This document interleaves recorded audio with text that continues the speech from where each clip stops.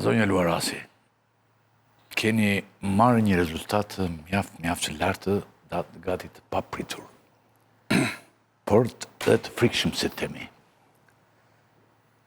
Si ndjeni tani ju këtu? E prisni të rezultat apo jo? Unë personalisht nuk e prisja të rezultat. Do me tënë, gjithmonë kam qenë e sigurt që do merreshin 74, 75, 76 mandate, po asnjëherë nuk mendoja që do kalonte mbi 80 mandate personalisht. Asnjëherë nuk e mendoja që do të kalonte mbi 80. Nuk e mendoja me logjikën e thjeshtë që mbas 12 vitesh qeverisje, një forcë politike duhet paguaj një kosto dhe nëse nuk i ka marrë të vota në zgjedhjet e 2013-s, ti mendon që nuk mund t'i marrë mbas për mandatin e saj të katërt.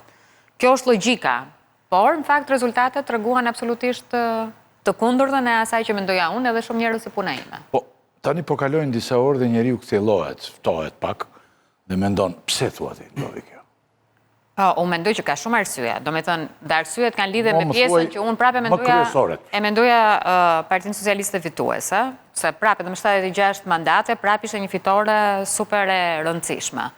Arsyeja pse mendoja ishte se ti shikon një opozit që është, po përdor termin e shkalafitur. Një opozit që nuk bëri një listë për 11 majin, po bëri një listë për 12 majin, për këtë ditën e sotme. Sepse normalisht i duhet kesh një ofertë shumë të mirë në treg, në mënyrë që njerëzit të largohen nga partia që është në pushtet, për të shkuar në një parti tjetër, në një opcion tjetër. Dhe unë, për lirë vërtetës, e kam parë këtë gjë që dje dhe isha absolutisht besim plot që në momentin që kaloj mesdita dhe të shikoje trendin e njerëzve që shkonin për të votuar dhe shikoje përqindjet e votimit, sepse ajo që ndryshon në shumicën e vendeve demokratike, ajo që ndryshon qeverinë është kur ti shikon një numër të jashtëzakonshëm votuesish që shkojnë të hedhin votën në kutinë e votimit. Fakti që ti në fund të ditës kishe 42% të njerëzit që kanë hedhur në kutinë e votimit verdiktin e tyre, nuk po flas tani për këtë pjesën e vlerës së shtuar të votës emigrantëve, ishte shumë e qartë që ne do vazhdonim të kishim të njëjtën forcë qeverisë. Edhe një element tjetër që duhet ta them, edhe partitë e reja që ishin oferta tjetër në treg, për fat të keq, tani nuk po flas si një njeri që është përfaqësues i Partisë Socialiste, por si një njeri që po bën një analizë politike, nuk arritën të krijonin frymë edhe të krijonin një pol të tyre. Jam e sigurt dhe kam thënë vazhdimisht nëpër studio që nëse partitë e vogla do ishin bashkë, ishin për të krijuar absolutisht kishin për të maksimalizuar votën dhe kishin për të pasur një tjetër, kurse partitë e vogla, ajo që bën në mënyrë sistematike është që e dërmuar njëra tjetrën. Jo, keni drejtë shumë sepse unë kam pasur këtu dhe ata nuk u mor PD-ja apo PS-ja me lëvizjen Shqipëria bëhet apo me Partinë Mundësia, sa që u morë, më falë të mbaroj pak.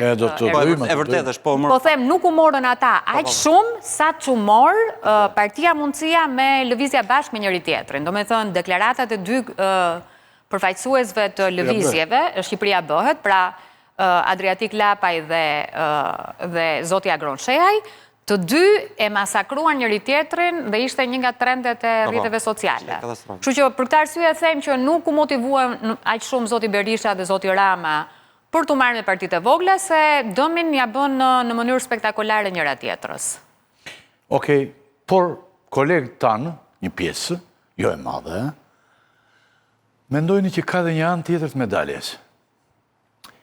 Unë personalisht dua ta shtroj në një plan më të gjerë se qeverisja e Rama, qeverisja e 13 e kaq shumë viteve të Ramës. Unë mendoj që pas vitit 1994 e kam mirë, pas referendumit të vitit 1994, ku Berisha i hapi, i dha hapësirë të madhe, liri zgjedhjeve, i humbi ato zgjedhje. Dhe që nga ajo kohë, ne kemi drejtëhijet fuqishme mbi zgjedhjet. Zgjedhjet e vitit 1996, fort, gjitha, dhe deri në ditët e sotme. Dhe ana tjetër e medaljes është që përgjithsisht pushteti, tani në kohët më moderne, i ble votat, ndërsa dje, në kohën e doktorit e gjithë, i vitin ato. Ti ke ide që mund të vështrojmë edhe në këtë plan? Shiko, shitblerja e votës, Shqipëri ka qenë gjithmonë një element dhe element i rëndësishëm. Në ditët e sotme, kjo mundësi vjen gjithmonë duke u zbehur, për disa arsye. Unë e di shumë mirë që të dyja forcat e mëdha politike kanë pasur probleme në gjetjen e komisionerëve dhe numëruzëve, sepse frika e spakut është një frikë reale tani për njerëzit, dhe ata din shumë mirë se çfarë pësojnë në qoftë se manipulojnë me procesin e votimit. Edhe unë jam gjithmonë partizane e teorisë që nuk e ruan ai rojtari me një pushkë krahut maliher vreshtin, po e ruan frika atë vreshtin, nuk e ruan ai. Dhe pikërisht për kësaj gjëje nuk mendoj që, nuk them që kjo është minimizuar në ekstrem, po them që në çdo zgjedhje që vjen, kjo bëhet gjithmonë edhe më e vogël se njerëzit nuk janë më aq budallënj sa të shkojnë burr 4 vjet se do bëhet i risi apo ylli deputet. Domethënë, nëse kjo mund të ishte një histori përpara 10 vjetëve, gjithmonë më pak mendoj unë që mund të gjesh njerëz që janë gati ta bëjnë këtë gjë. E para. E dyta, ke një proces i cili është tani totalisht i regjistruar dhe ti ke mundësi ti rikthehesh procesit. Edhe në qoftë se ka dalë i risi deputete me votë të vjedhur, çdo parti ka të drejtën ti rikthehet procesit dhe i risi të humbasë mandatin dhe të zgjidhet Ergysi në vend të i risit se ja ka vjedhur votat. Kështu që për këtë arsye them nga pikpamja elektronike është vetë procesi, edhe nga pikpamja e strukturave drejtësisë, është vetë procesi që e bën gjithmonë dhe më të vogël këtë momentin e shitblerjes votës.